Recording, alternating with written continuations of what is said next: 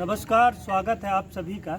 आज हम ग्राम पंचायत भुलगढ़ में बैठे हुए हैं और हमारे साथ ग्राम पंचायत भुलगढ़ के वरिष्ठ समाज सेवी राम भुवन पांडे जी हैं हमारे साथ। तो आइए हम इनसे मुखातिब हो गए और इनसे पंचायत के बारे में और इधर क्षेत्र के बारे में कुछ जानकारी लेंगे। बहुत बहुत स्वागत है आपका।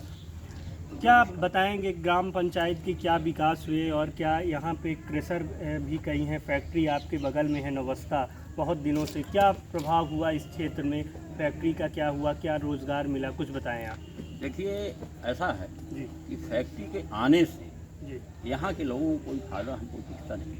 नहीं सरकार घोषणा करी थी जी कि यहाँ के लोगों को, स्थानीय लोगों को प्राथमिकता दी जाएगी, दूसरे जगह के लोगों को नहीं जाएगी, स्थानीय लोगों को प्राथमिकता दी जाएगी। जी जी लेकिन हमको आज तक ऐसा देखने को नहीं मिला जी कि मतलब फैक्ट्री कोई ऐसा काम कर दे।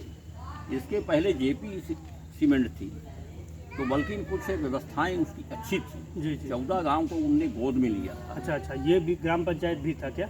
ये भी ग्राम पंचायत के लिए थे, 14 गांव को लिए थे गोद में। जी और दूसरा जो है, जब से उनने इनके हैंड ओवर कर दिया, इनने खरीद लिया, किसने लिया? अल्ट्राटेक अल्ट्राटेक ने लिया, हाँ। तब से आज तक ये ना तो किसी कोई बात सुनते हैं, अच्छा ये खाली ऐसा बातें नहीं करना चाहती किसी जी से। यहाँ के लोगों को वो परेशान करना चाहते हैं। अच्छा एक तो यहाँ 25 लाख रुपए एकड़ जमीन ले रहे हैं। आज किसान 25 लाख एकड़ 30 लाख रुपए एकड़ अगर जमीन दे दिया जी जी तो कल को कहाँ जाएगा? कहाँ है? 25 लाख में ज़मीन कहीं नहीं मिलेगी। बिल्कुल बिल्कुल।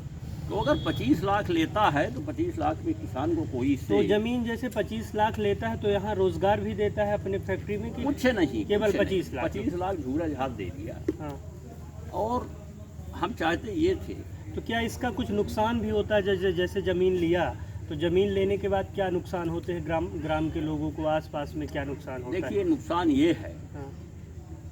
कि फैक्ट्री जो है, पहली बात तो प्रदूषण करती है। हाँ हाँ प्रदूषण से किसी हर व्यक्ति को कुछ ना कुछ, किसी को हार्ट को, किसी को टीबी हो गई, बिल्कुल किसी को स्नोफीलिया हो गई, बिल्कुल बिल्कुल ये मिलता है। बिल्कुल। अब ब्लास्टिंग ऐसी होती है यहाँ बिल्कुल। कि घर जो बनवाते हैं लोग, हाँ। तो घरों में दरार आ जाती है। अच्छा। जो हम लोग बोर किए हैं, हाँ हाँ बोर पानी के लिए करवाए हैं, हाँ हाँ वो बोरों में दरार आ जाती है, फट जाती है। यही फायदा है। तो 25 लाख रुपए में ज़मीन दे के या फिर से घर बनवाए हैं। इन सब बातों का क्या आपने फैक्ट्री के सामने या यहाँ के स्थानीय जो यहाँ के विधायक हुए कभी रखी आपने? देखिए ऐसा है हाँ। कि वोट लेने के बाद हम्म, चाहे कोई भी पार्टी, हम्म, हमारा स्पष्ट वातावरण। बिल्कुल। वोट लेने के बाद कोई भी पार्टी के हैं नहीं आते हैं, कोई भी वोट ले लिए चले गए, और वही जब 5 साल होगा तब फिर आएंगे। हम्म, मैं स्पष्ट बता रहा हूँ। हम्म, और यहाँ के फैक्ट्री प्रबंधन से अगर बात करिए, हम्म, एक हमारे यहाँ अल्ट्राटेक में है कर्नल जेपी सिंह। अच्छा।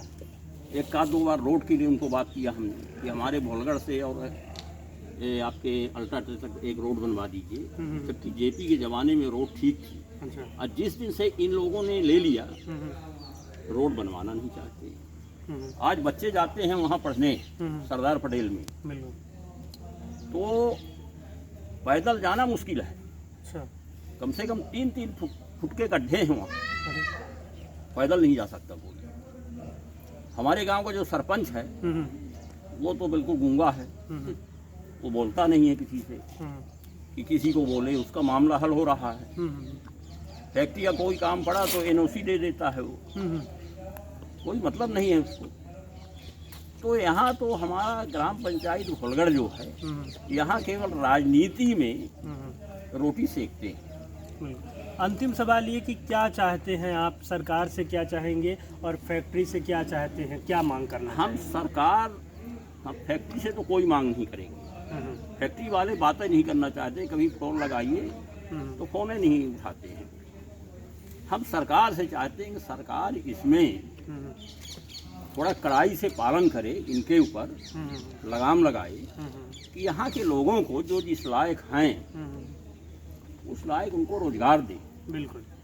अगर लेबरगिरी जैसे है तो लेबरगिरी का रोजगार दें। बिल्कुल बिल्कुल। और इंजीनियरिंग किया है तो उसको इंजीनियरिंग के लिए प्राथमिकता दे। बिल्कुल बिल्कुल। यहाँ के लोगों को कम से कम योग्यता अनुसार योग्यता अनुसार दे, जी जी हमारा ये उद्देश्य है। बिल्कुल अब प्रदूषण के लिए जो है, जी प्रदूषण के लिए तो इनको सख्त कार्रवाई करना पड़ेगा। बिल्कुल बिल्कुल। और यहाँ जो है अगर हम लोग कहीं शिकायत भी करते हैं हम्म, तो विभागीय लोग आते हैं हम्म, और आ करके चलिए अपना पल्ला झाड़े, अपना जेब भरे चले गए, कोई मतलब नहीं है उनको। बिल्कुल और मारा जाता है कौन? यहाँ किसान। बिल्कुल बिल्कुल ये सब बातें हैं, आपको बताते हैं। बिल्कुल। चलिए बहुत बहुत धन्यवाद आपका। और दूसरा देखिए, एक बात और बता दें आपको, जी हमारे यहाँ कम से कम वर्तमान में 8 क्रशर हैं।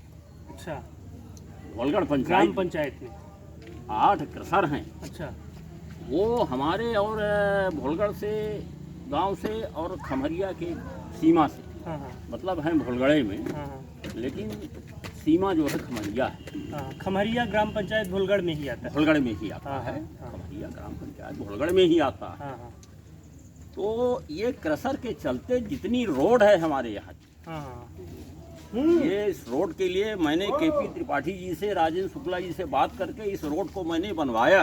अच्छा, इसके लिए तो मैं उनको धन्यवाद देना चाहता हूँ। बिल्कुल। हमारी बात को केपी त्रिपाठी जी ने सुना और इस रोड को उनने हमारे कहने पर उसको उन्होंने ध्यान दिया और करवाया ये काम। बिल्कुल।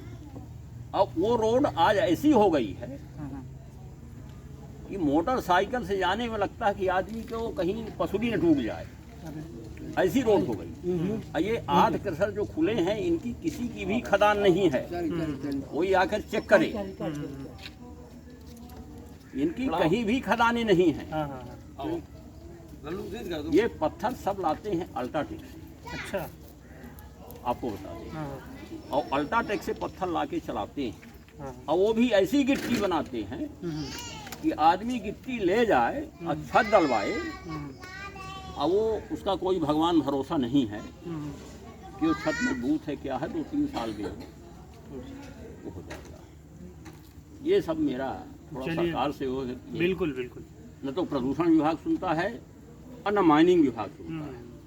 वो आया, अपना पल्ला झाड़ा, जेब भरा, चला गया। चलिए बहुत बहुत धन्यवाद। तो ये थे हमारे साथ ग्राम पंचायत भोलगढ़ के राम भुवन पांडे जी, जिन्होंने बताया कि फैक्ट्री का यहाँ पंचायत के लोगों का, स्थानीय लोगों का कोई लाभ नहीं मिला, बल्कि लोगों को प्रदूषण, रोड खराब हो रही है, आदि नुकसान हो रहे हैं। तो इनकी सरकार से मांग है कि यहाँ के स्थानीय लोगों को रोज़गार दिया जाए और जो लोग की ज़मीन ली जाए उसका उचित मुआवजा दिया जाए, कम से कम 60-65 लाख। हाँ, मतलब कि उचित मुआवजा दिया जाए, ताकि जिससे वो ज़मीन देने के बाद अपना गुजर बसर कर सके। बहुत बहुत धन्यवाद।